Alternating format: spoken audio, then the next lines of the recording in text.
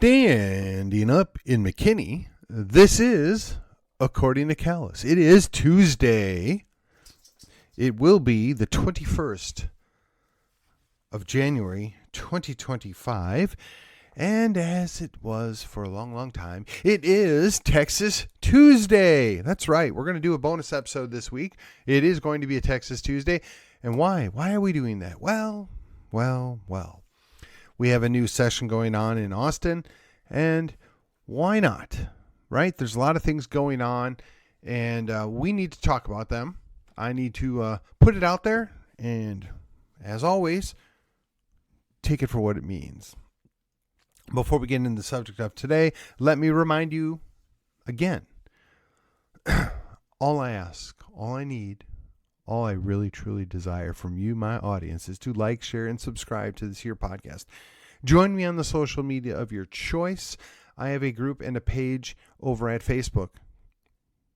Like, share, subscribe there, right? You can join me at MeWe. I drop in there, and I am a pro at Gab, and I can always be found there. In addition, I have a Twitter account now. I just haven't quite decided what I want to do there. And for now, you can still find my show over at YouTube. So here we go, on with the program. All right, the new session started, as you might recall, last week. Last week, there was the big start, and then we elected our speaker, and they promptly went on break. And it is my understanding that their break is now going to take them all the way to Thursday. Now, funnily enough, I think we're supposed to get some really cold weather. And by cold weather, I mean like legit cold weather, not Texas cold weather. So it'll be interesting to see how that plays out. All right, so the session's begun. They went on vacation. And when they come back, they probably won't be able to do their job because it's too cold. Not exactly the way to engender confidence there, Texas Ledge. Hey, but that's okay, because I'm of the mind, the less they do, the better it is probably for Texas. Well, at least in theory, that's how it works in D.C., right? If they're not passing laws, they can't be doing any more damage. So the cautionary thing here I want to throw in, and this is important, right? Because it is Texas, and we've got that swagger that the other states just don't have. I want you all to keep in mind that, yes, they elected a speaker that was not our first choice as the grassroots people, right? But that doesn't necessarily mean the speaker is the devil incarnate. It doesn't necessarily mean that the 30-some Republicans that decided that they were going to ignore the convention, ignore the grassroots, ignore the party, and elect this guy. It doesn't necessarily mean they're going to sell out the entire state of Texas. It doesn't necessarily mean that it's going to be the worst thing possible. Yes, it's the uniparty. Yes, the uniparty is going to do what the uniparty wants to do, but it doesn't necessarily mean the worst of all possible outcomes. Let's keep that in mind. Let's not rush to judgment. Let's give them some benefit of the doubt. Yes, it stings. Yes, we're disappointed. We put them in a place, we all know what they are now. We all see what they're doing. It puts us in the enviable position, if you will, that we have a greater grasp of who it is that, quite frankly, just doesn't care. But we can watch them. We will track them. We will know what's going on. But we have to give them the ability to do the job that we sent them there to do. We should not immediately write them off. They are not our enemies entirely, right? They let us down. They abandoned the principles. Whatever you want to call it, they're not our enemies. We're Texans. We're supposed to figure this out. We're supposed to lead. We got to get that swagger back. So I caution you, don't rush the judgment. That doesn't mean that we let it go. It doesn't mean that we forget. It just means that, okay, now that you're in power, now that you've made your move, what are you going to do with it? What are you going to deliver? How are you going to win us back? Now, that's going to be tough, admittedly. I don't know that they're going to be successful, but it still is, what are you going to do to win us back? And I really wish that my people would remember that all the time. That your friends, your acquaintances, your co-belligerents are not always going to be 100% in lockstep with you. They're going to let you down. They're going to do things that make no sense. They're going to do things that infuriate you.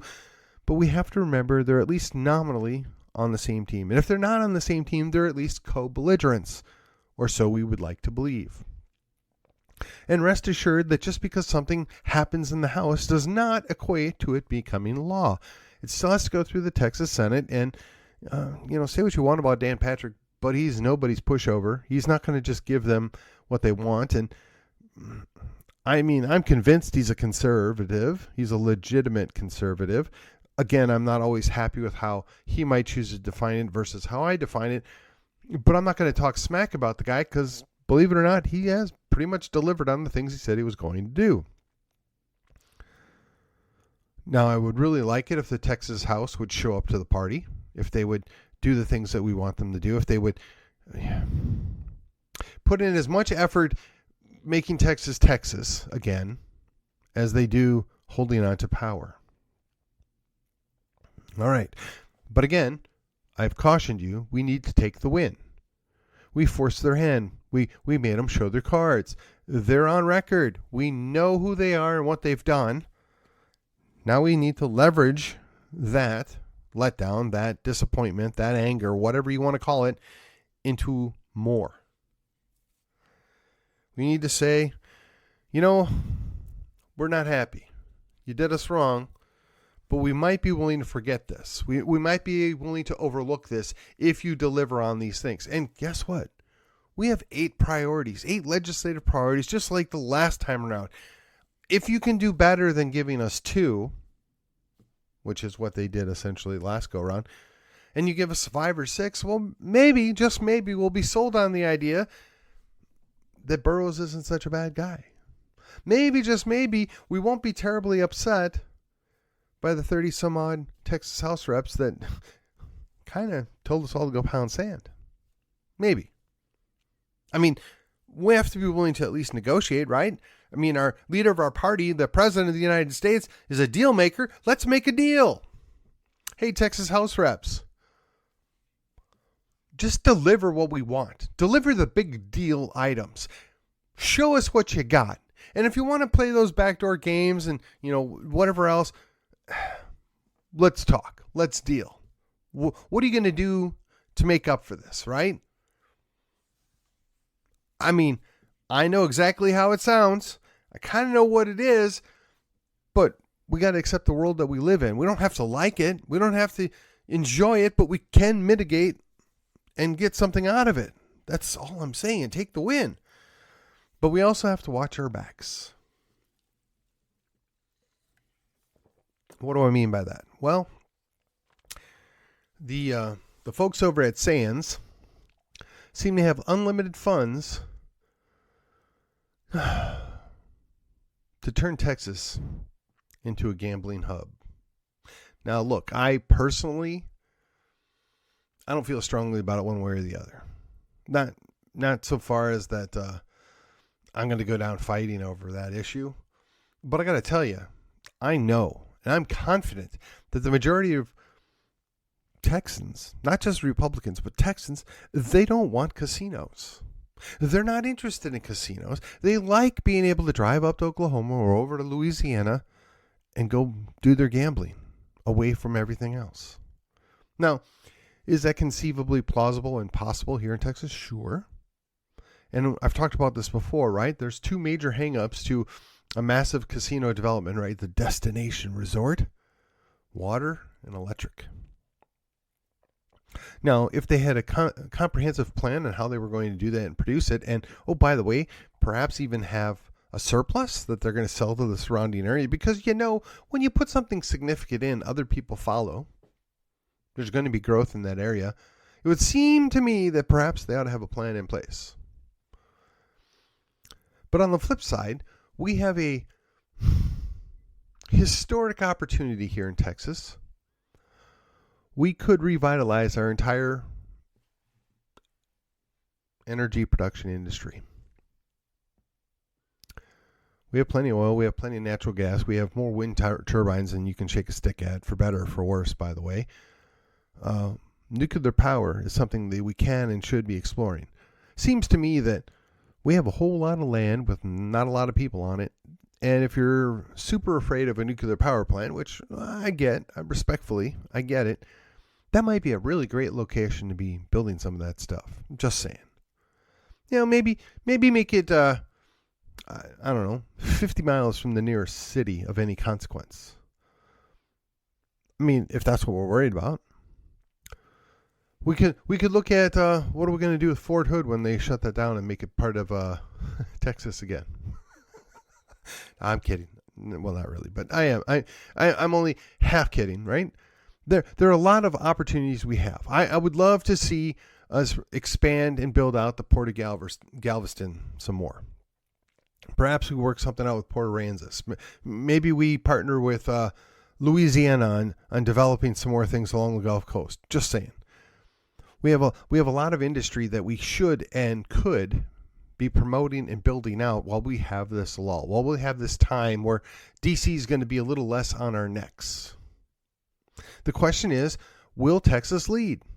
Will the legislature take advantage of this opportunity, or will they be too busy protecting the things that they have? Will they be too busy trying to prevent other people from being successful? I mean, I hate to say it, but that's what oligarchies do, right?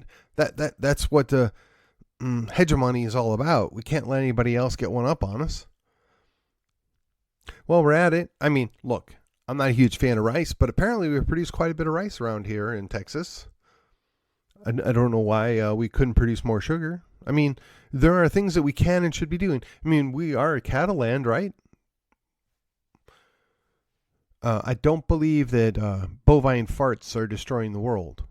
But it might be interesting to see if we could get more buffalo, maybe out in West Texas, right? Again, this is regions where it's vast land, where it's not really conducive to normal crops, and there's not a whole lot of people out there, but, ruminants do rather well in that area.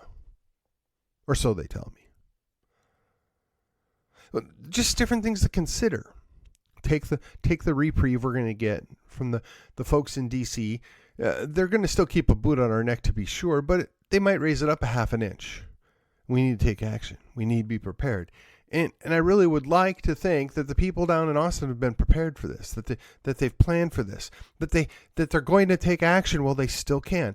And I believe, and I want to believe, that Governor Abbott's going to come out and lead from the front. He's going to show how it's done. He's going to be bold, decisive. Oh, wait. That's my fervent wish. That's my prayer.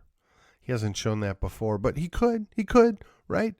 I mean, he was at least somewhat reluctant to shut down the state. He was at least somewhat reluctant to, destroy everything during COVID.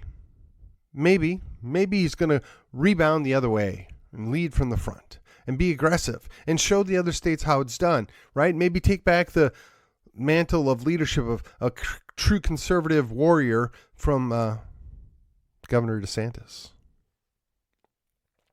I mean, it would seem to me the Texas state legislature has a vested interest in maintaining the Texas miracle, in maintaining all that has made Texas, Texas. While we're on it, let's actually get a real constitutional carry bill. Not what we have now. And again, I'm not going to poo-poo it. It's very good compared to what we had. But I'd like even more. And while we're at it, I'd like to see a repudiation of the NFA. Why not? If it's intra-state, the federal government should have no say over it. And we have the courts to make this happen, perhaps. And we have a federal government that maybe, just maybe, will allow us to get that through. Chevron's been kicked.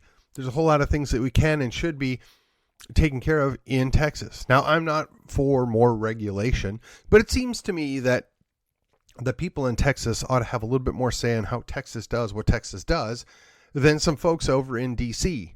They, quite frankly, don't like Texas.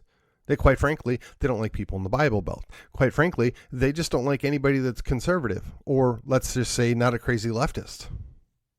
I mean, This is the world we live in now. If we're going to do something bold, why don't we start defunding the colleges that pollute the minds of young children? If you're going to force the radical DEI nonsense, right? The die nonsense. If you're going to pretend that CRT is not CRT, if you're going to put forth a form of socialism, we shouldn't be funding that. Now, I'm not going to say that capitalism is perfect. I'm not going to say that everything about our constitutional republic is awesome. But what else you got out there that's better? If we're going to put Texas's swagger back, it would seem to me we would want to encourage more businesses. We would want to be the home of companies that we want to encourage. I don't know, perhaps Ford. Perhaps the remnants of when Stellantis blows up to come to Texas and get it done. There are a lot of people in Houston that would love to work for a manufacturing company. Heck, DFW doesn't have to only do technology. I mean, there are lots of people here that would love to have a good, well-paid job to where they could produce something of note. But while we're at it, we need to think about water. We need to think about electrical production. We need to overcome the restrictions that DC has wrongly put upon us. We need to get our swagger back. Again, this goes directly to the ultimate goal of Texas, which is to get de facto independence, right? If we're Texas and we're going to say we're our own nation, we're our own state, or we're the best state, or whatever we are, we have to act like it. We need to demand it. We need to lead by example. We need to be willing to tell those people over in D.C., yeah, we'll stay part of your country, but this is what we're going to do in Texas. You see, just because those fools in Massachusetts want to do that, we're not on board with that. This is how we're going to do it in Texas. Just because those crazies out in California think it's good to, I don't know, mutilate children, to pretend they're something that they're not, we're not going to do that in Texas. And if we get people here in Texas that want to do that, we're going to give them a one-way trip over to California where they'll be at home and they won't pollute the minds of our children. Because here in Texas, we like children. We want to protect children. We don't want to sell them off. We don't want to see them abused. We don't want to see them mutilated and manipulated. We want them to grow up to be strong, independent adults. You see, we revere the notion of a culture of independence. We don't want more socialism. We don't want more dependence. We want people to be able to take care of themselves and their families. We want people to feel emboldened and powerful and proud to be Texans. And yeah, we're still part of you guys and the rest of the nation there of America. But we want Americans to be more like Texans rather than Texans following suit of the crazies in the Northeast or the left coast. But we can't do that if we're letting, quite frankly, the leftist progressive socialists run things at the colleges, run things at the high schools, run things in Austin. Money talks. I get it.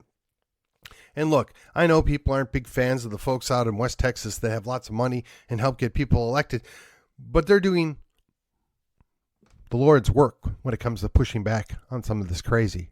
I remember back in the day when TLR was a good thing. Now they have mission creep and they've done some things that maybe I'm personally not enthusiastic about, but don't forget, they've generally been responsible for electing more conservative candidates. Just like the other folks that are in West Texas that are oil guys, they have helped us elect more conservative candidates, more conservative Republicans, even a couple of what I would say were decent Democrats, perhaps. Because it matters where you're at. You're never going to fix Dallas if you don't get the people in Dallas to realize that they're actually broken. Houston, or was it Travis County? Harris County, is finally started to figure out they created more problems by putting the leftist progressives in charge. Are they going to fix it? I don't know. It's hopeful. Hidalgo has been an albatross around their necks. Hopefully they'll figure it out, but they're not going to be able to do that if people aren't investing time and money to push back, to make a difference. Now, I wish we had coalesced around a couple of major issues and set aside the other things. And I wish we didn't have people that are in Austin that are more concerned about maintaining their own status and their own power than doing the right thing and protecting Texas. And I wish we could all rally around and sing Kumbaya about how great Texas is, deep in the heart of Texas, that kind of thing. But we can't. We let our guard down. We let the schools be taken over by leftist progressive socialists. We let the universities been run sideways, presumably in the pursuit of money. Has that done us any good? Now, how do you fix that from Austin? Take some of the money away. You punish them for bad choices. We shouldn't be subsidizing our own downfall. We shouldn't be subsidizing those that are working against us. We shouldn't be subsidizing those that would see Texas thrown to the wolves. We should be exporting those folks. I've said it more than once in a public rally. Hey, you know what? I'm less concerned about that southern border than I am about the western border. Perhaps we could put a wall around California to keep the Californians out. Now, I hear often that the Californians that are coming here are actually good Republicans, that they're fleeing California to come here because they have no other choice. California has been destroyed for a generation or two now. I get it. Respectfully, I do. But even the most conservative Californian, are they more than a moderate Republican by Texas standards? I don't know. I've been told they are. I don't know if that's true, but that's what I've been told. I fondly recall when I came down here from the state of Wisconsin 27 years ago. Well, pushing on 28 now. When I came down here, I was told, well, one, you're a damn Yankee, and two, you ain't no conservative. Huh? What? No, I'm a liberty guy, and I can assure you that I support more liberty than what you're comfortable with, and I can assure you that I'm about conserving our culture and our country more than probably the vast majority of the people that you know are. But you're right. The vast majority of the people coming out of the Midwest, yeah, they're moderates. They might be center-right moderates, but they're moderates because they've already lost up there. They don't know what we had. Wisconsin's a beautiful place. And when it has good leadership, it's great. But again, Wisconsin's run by the Uniparty.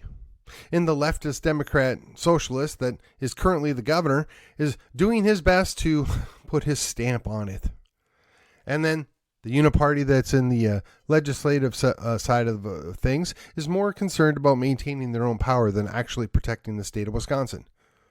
And I hate to say it, but in many ways, Texas is the same as Wisconsin, only with all Republicans in Texas. The very people that were supposed to fix things, the very people that were supposed to protect and defend, seem more interested in protecting and defending themselves than the great state of Texas. So here on the third Tuesday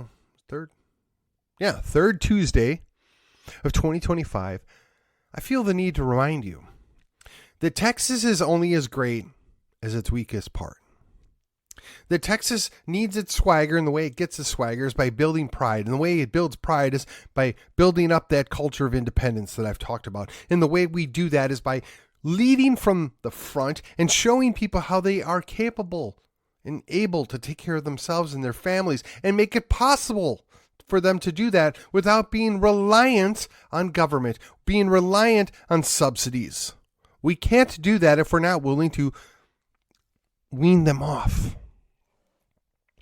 Now, I know there's some people that are potentially going to have negative consequences of this action. I know there are people that will, quote unquote, suffer from losing out on their free stuff. My answer is, we'll pay for you to travel to California. We'll pay for you to travel to Virginia, New York, Illinois, Washington, Oregon. We'll give you free travel. And you can go there. You'll feel right at home. You'll fit right in. Heck, you can just go over to New Mexico. But for those of us that want to be able to do it on our own, for those of us that want that boot off our neck just a little bit more than what it is, For those of us who see a way forward, that see a strong and independent Texas, why are we going to continue to fight amongst ourselves? It's like that Pogo cartoon, right? I've seen the enemy and it is I. That's not right, but that's the premise, right? It is us. We are our own enemy. It doesn't need to be like that. We need to focus on it. We have to be watching our own backs. If you doubt me, come to the next executive committee meeting in your county and observe what goes on. Between the purity posers and between the people that are adamant that it's their way or no way at all, it's a wonder that we can win any races. But we do because our people care. Our people are invested.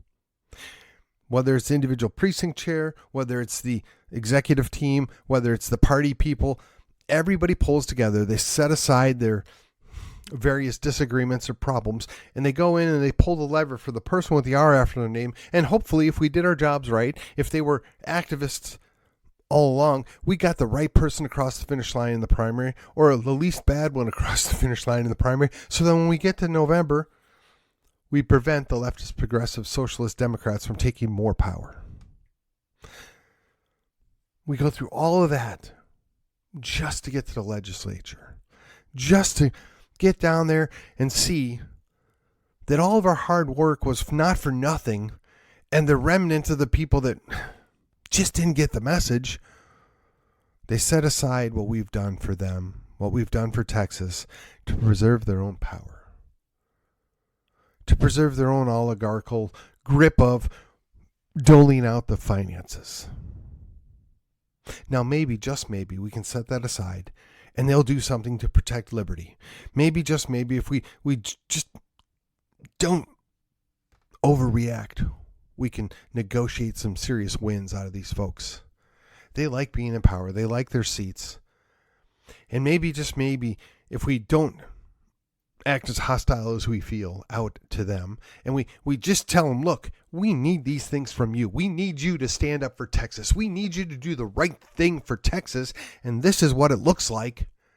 Maybe, just maybe, they'll actually do it. Now, it could be wishful thinking. I could be asking for too much. You know, there's a whole lot of things that just never, ever get to a vote. So we don't know how our legislative people would vote on those issues because they're never given that opportunity because it's conveniently killed by either calendars or committee. But perhaps if we spent a lot of time watching what went on in those committees and somebody follows what's going on in calendars, we can alert the people, the good solid people we sent down time after time, or even the freshmen, hey, don't let this happen. Stand in the gap. Do the right thing. Have our backs. We had your backs in that primary. We had your backs in that general election. We need you to do this. We need you to deliver. And then we rally the troops and we say, hey, Dan Patrick, we like you as our lieutenant governor. We know you want to do something more, and we'd be happy to support you if you'll just deliver these key things. If you would just go over there and visit with the leaders of the House and say, hey, guys, look, this is what we need to get done. This is the most important thing. You know what's really oddly convenient about all of this? The Republican Party, the most conservative branch of the Conservative Party, has given you this convenient little guideline of 8 things that we really want done. And we've settled for 2 to 4 for years. How about you just give us 6 or 7? I mean, we're going to lower the bar. You don't have to give us all. Just 6 or 7. You know, overproduce. Say, hey, we heard you loud and clear. We're going to do this. We're going to get this done. Again, maybe it's wishful thinking. Maybe I'm just asking too much here. But hey, it's Texas Tuesday, and I'm hopeful, I'm positive. A new day is here as of Monday. What can we do in Texas? How can we show the other states what a swagger really looks like? How can we not take lead when we have this fantastic opportunity to make a difference? Well, ladies and gentlemen, in the final moments, I want you to be clear of what you heard from me. I don't want you to forget what happened. I don't want you to pretend it never happened, but I do want you to forgive for one reason and one reason alone. Because if you'll forgive what happened, but not forget, it'll allow you to look to the next thing. And the next thing is getting those priorities done, getting the best deal we can across the finish line, making sure that the reps that are there know that we're not happy, but we're going to still work with them. That the speaker and the leadership will know that, yeah, you got away with it this time. And we're gonna let you have it because we don't have any choice, but we're watching. And we have certain expectations. And we want you to deliver. You want to claim you gave us the most conservative ever? Do it. You want to claim that you actually care about Texas? Prove it. You want to claim that this is what's best for us and we just don't know it? Show us why. And with that, this has been According to Callus, and I will see you on the other side. Wanted. Young men to rebuild Western civilization. Must be unafraid of pain, blisters, intellectual rigor, and a lifetime of long shifts with swords and shovels, digging ditches, repelling invaders, and reading stacks of books taller than their fathers. Must be impervious to manipulative women of all sorts, giggling virgins, cyber skanks, and even full cauldrons of Karens or hand-wringing clergy, but always seeking to hear and heed the words of Lady Wisdom. Immune to the leadership of hypocrites and LARPing online masculinitats, unaffected by abusive authorities, petty professors, and all brokers of official respectability. Willing to hoist the Jolly Roger and Johnny Cash's favorite finger whenever faced with idolatry. Long-suffering joy and determination required. Must be willing to dwell among the tombs and graves of the long dead, seeking truths that cannot die. Exhaustion guaranteed. Conflict guaranteed. Mortality guaranteed. New St. Andrews College. Liberal arts for the undaunted.